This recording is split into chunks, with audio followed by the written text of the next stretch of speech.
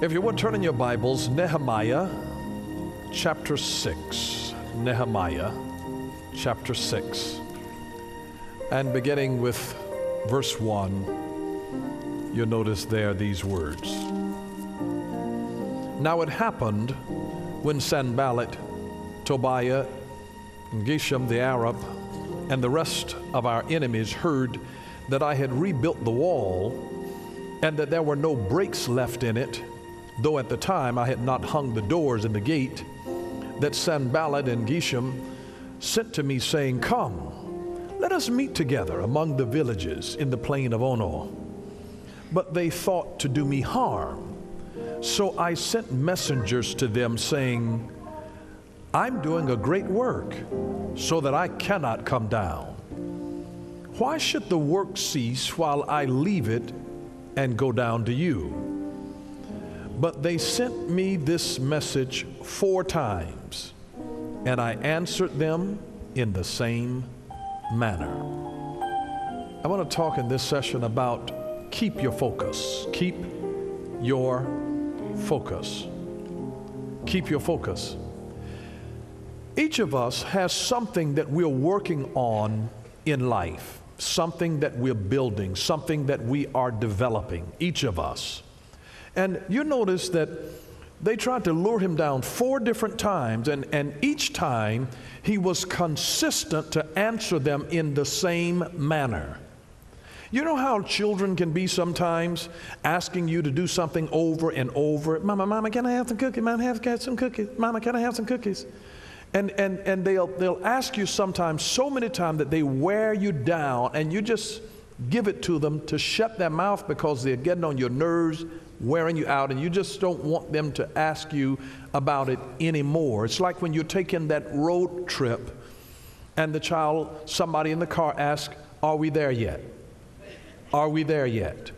Are we there yet? And they can sometimes wear you down from their continual coming. But when you know that something that you're pursuing is right, you never waver. It's going to be the same answer every time. You know why? Because you have to think about it. Asking yourself this question: am I doing it for the right reason? I mean, what reason am I doing this for? You know, I've sometimes talked to pastors that have become terribly discouraged over serving people, and they've given their life to serving and helping them, and sometimes the people that they help the most end up walking out and leaving them, and then they're hurt. And here's the thing that I challenged them about. I said, had you known in the beginning that they were going to leave you, would you still have helped them? Would you have helped them? You see, we help people not because they stay with us. We help people because it's the right thing to do.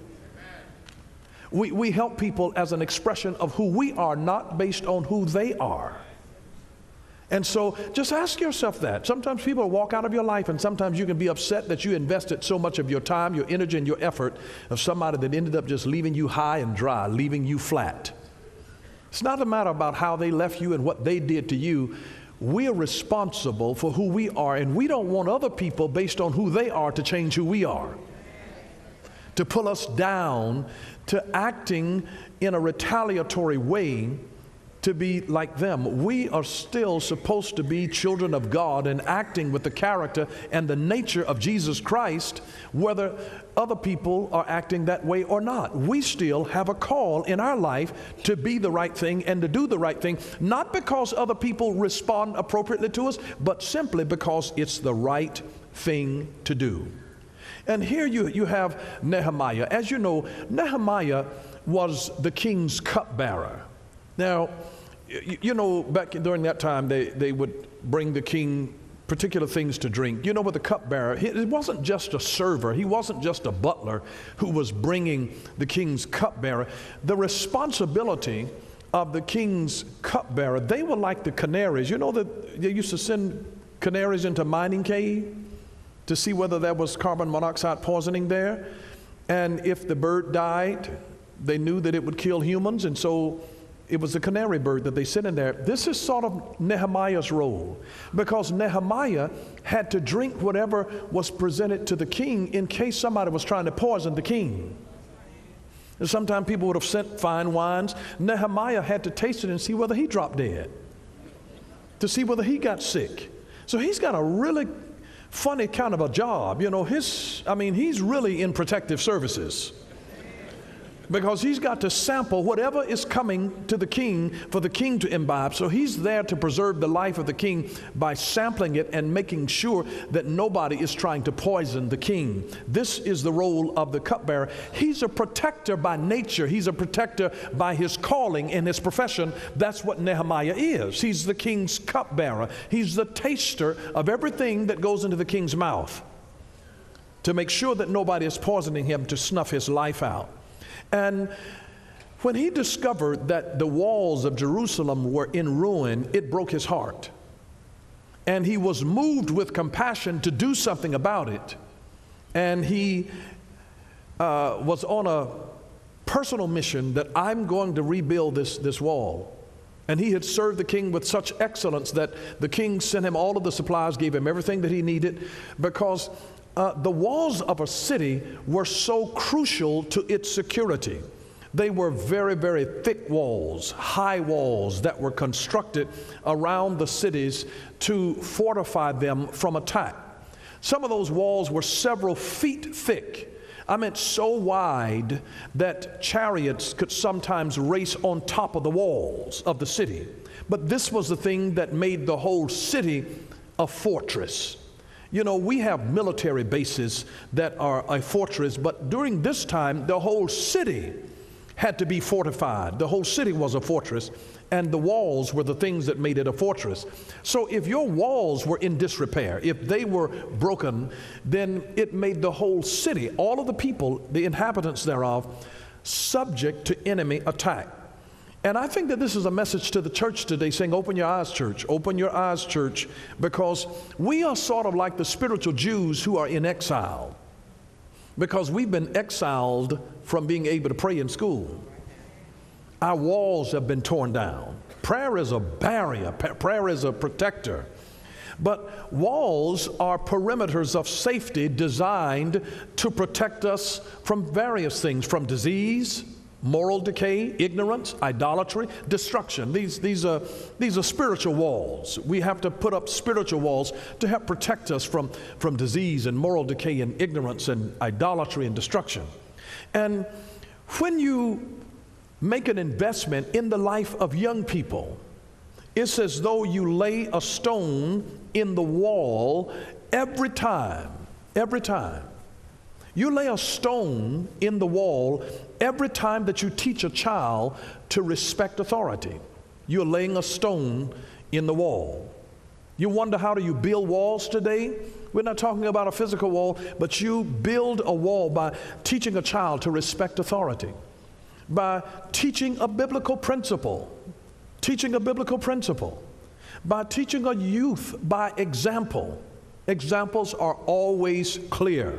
They're always clear. Wouldn't it be crazy if I sat before a group of kindergartners and I'm giving verbal instructions, teaching them how to clap, saying raise your hands in a parallel position, striking them together, making a plosive sound? Now, I could say that to a group of kindergartners, but it would be so much easier if I just put on some music and then did this. You teach by example, and then now all of a sudden they get it. Every time you teach a child by example, you are laying a stone in the wall. Every time that you give tithes and offerings, you're laying a stone. Every time you correct a wrong, you are laying a stone in the wall. Every time that you are faithful to your word, you're laying a stone in the wall. Every time that you teach a wayward child that he's a child of the king, that she's a child of the king, you are laying a stone in the wall. Now I want you to get this very clearly. Walls are designed to protect, and bridges are designed to connect. Walls are designed to protect, and bridges are designed to connect. We need both. We need both. We need both. The followers of Jesus Christ, we need walls to protect us from the enemies that are in our world. And then we need bridges to connect us to allies. And so everything, if it's going to remain safe, you have to understand where Nehemiah is. He's in a city, and you fortified yourself with these walls. You know, safe computers, they have what you would call firewalls to protect you from viruses and certain hacking. You create firewalls. It's a safety net for you. Have you ever noticed how little children, they use their mama or their daddy or their big brother or their big sister as their wall? You know, they be talking about, I ain't scared of you. And, you know, looking behind, you know, their daddy. They talk big when their dad is there, when their mama is there, when their big brother is there, when their big sister is there. And they're using that as their area of protection. But here's my question to you. What do your walls look like? What do your walls look like? Because remember, the walls are for protection. Bridges are for connection. What do your walls look like? What do your walls look like? What do your walls look like? And I want you to think about that. What do the walls that are in your life look like that will safeguard your life from other destructive things? What do your walls look like? You see, we need walls to protect us from certain things. We need walls, for example, to protect us from lust. Lust. We need walls to protect us from lust. What kind of lust? Lust of the flesh, that we might call pornography. You need walls to protect you from pornography. You need walls to protect you from the lust for power. You need walls to protect you from the lust for wealth. You always need somebody in your life that helps to keep you grounded.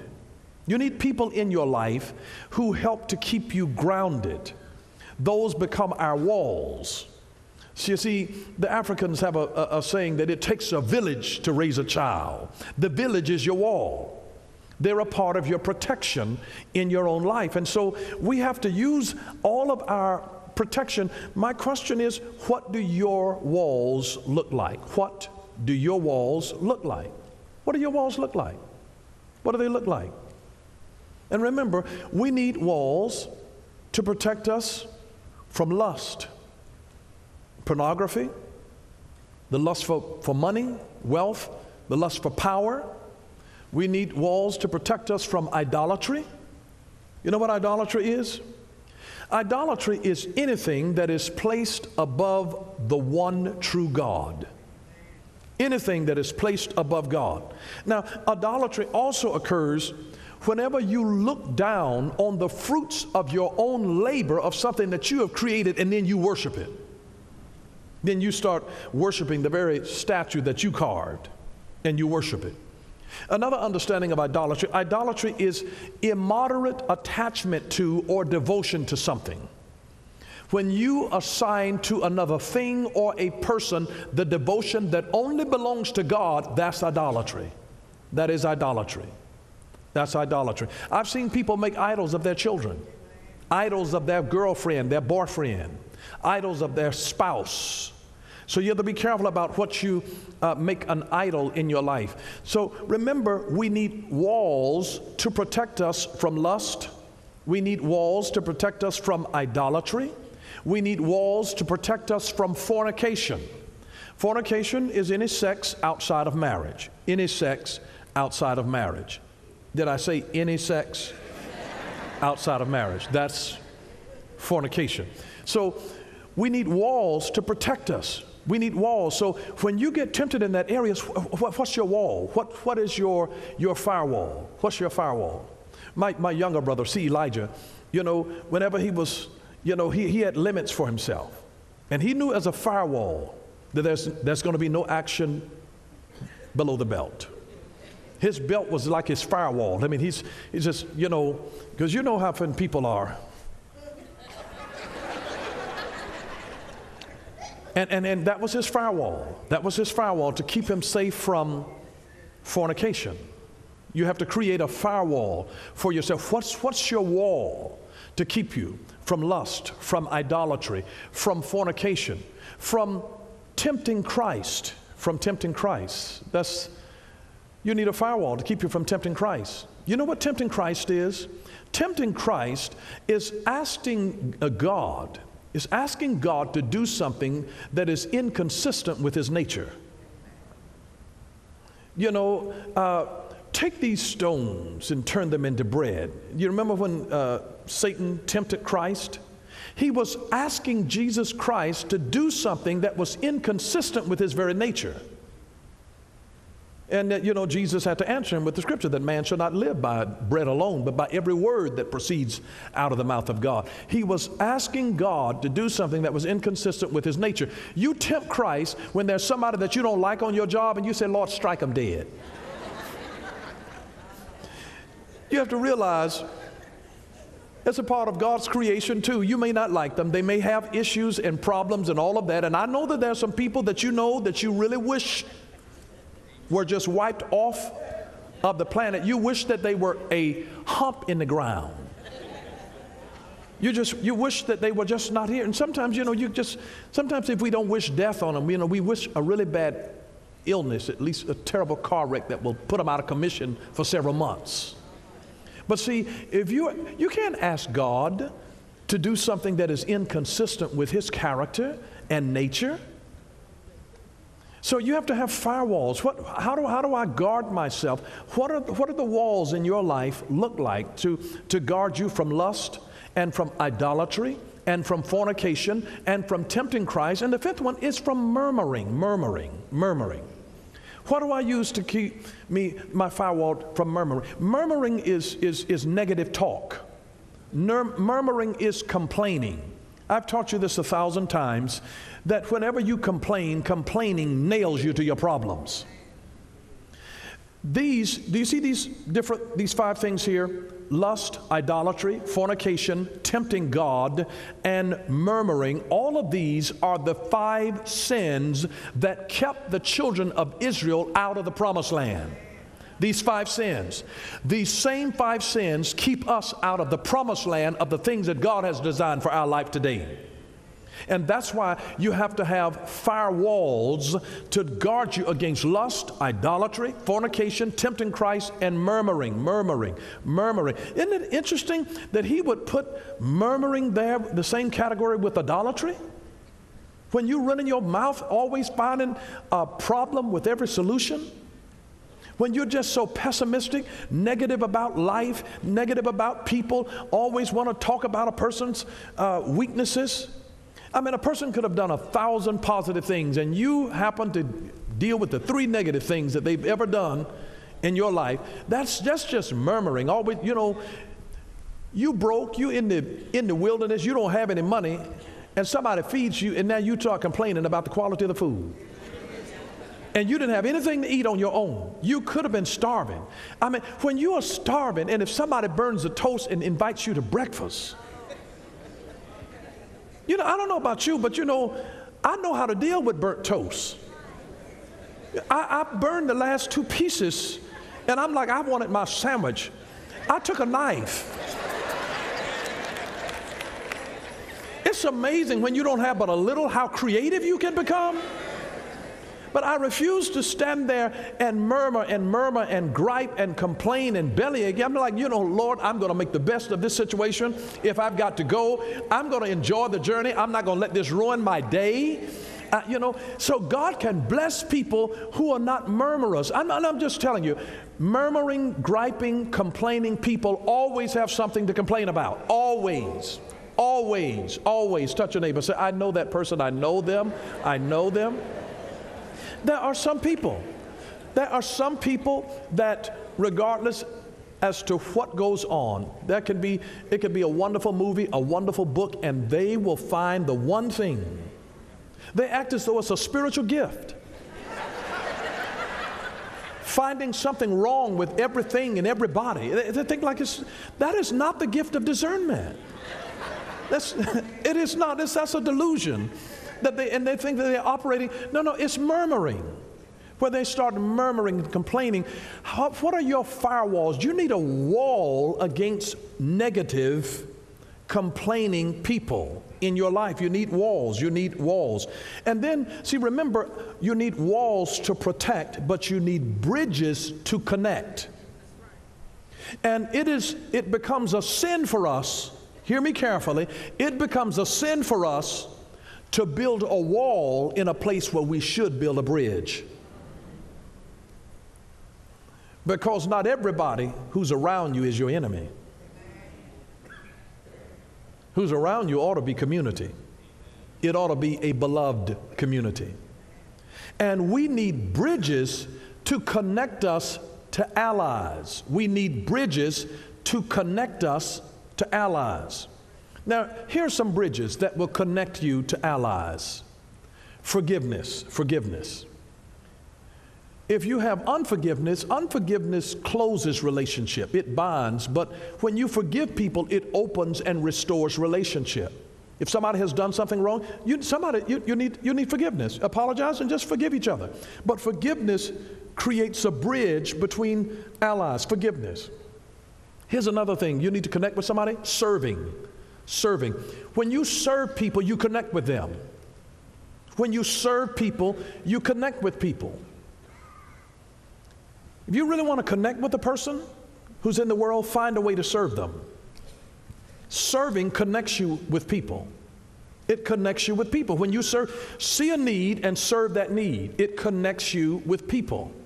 It connects you with people. Just when you serve, if you see a need and respond to the need, it somehow has this uncanny ability just by serving. I told you when the bishop, I was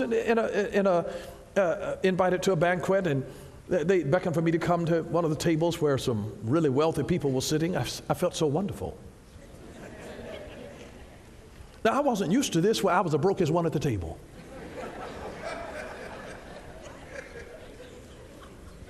And so 2 billionaires are here. I mean, I'm like, okay. But you know what I said when I was sitting there, and I knew one of the billionaires. I wanted to know the other one. And so I'm sitting and I said, Lord, I said, I believe that everybody, no matter how much money they have, everybody has a need. It may not be the same need as everybody else, but I said everybody has a need. And I sat there at the table and I said, Lord, show me a need. And I the Lord knew exactly who I was talking about. I didn't want to point. They say it's rude to point. But I said, Lord, show me a need that's in his life that I can fill. Show me something that I can do to serve him. Just show me what I can do to serve him. And as soon as we finished eating our meal, he asked for a cup of coffee. And they brought his coffee, sat it on the table. But for some reason, we're in a fine establishment. They bring this man's coffee in a paper cup. And I saw him take a sip, and he quickly put it down because it was burning his fingers. Immediately, the bishop sees a need. I get up immediately, and I go to the maitre d', and I say, listen, can you get me a ceramic cup? And he gave me a ceramic cup, a clean cup. I brought it back to the table, took his paper cup of coffee, poured it into the ceramic cup, and sat it down in front of the billionaire. Now he looks up at me and he says, thank you, Bishop, or is it Pastor? I say, it doesn't matter what you call me as long as you call me.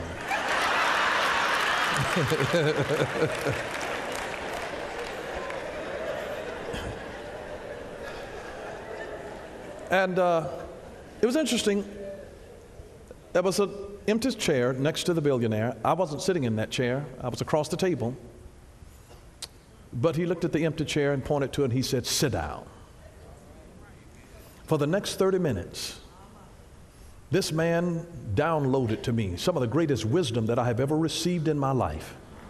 And I got all of that wisdom for the sake of serving a cup of coffee. Just serving created a bridge. I was across the table. I had no connection with him. until I saw a need and served it. When I served, I created a bridge with a wealthy guy. And for the cost of a cup of coffee, let me tell you what that little cup of coffee led to. Listen, I've been out on his yacht. He had two of them. One was like a Rolls Royce, the other was a Cadillac. I chose the Rolls Royce. But it all came because I saw a need and served the need, and it made a connection. Forgiveness creates a bridge. Serving creates a bridge. Number 3, kindness creates a bridge. Kindness. Just being polite. Just sometimes smiling at somebody. You'd be surprised somebody can just smile at you from across the room. And I know people are having conversations like, I know he ain't looking at me. I know. And you'd be surprised. Just a kind look, just pleasantness, just somebody smiling at you actually creates a bridge and can connect two people. See, you have to realize, what are my bridges? What are my bridges? What are my bridges? How do I build allies here? Just a smile is one of the quickest paths to being able to connect with people. People are drawn to smiling people. They're drawn to smiling people. I mean, if you are going into a room and there's a smiling person here and there's an empty chair, and a grumpy person here and there's an empty chair, which one are you going to choose? See, smiling creates a bridge. Just kindness, politeness, smiling. Forgiveness, serving, kindness. Here's number 4, common interests. Common interests. It creates a bridge. You have a child that's in the 3rd grade? I have a child that's in the 3rd grade. Oh my goodness. Does your child ever come home and ask you about this? And all of a sudden, just because you have a common interest, common passion, common values, just because you have something in common, it creates a bridge. Does that make sense to you? Thank you for watching Power for Living with Bishop Dale C. Bronner. Join us again next time for Power for Living, where revelation is power. Power for living.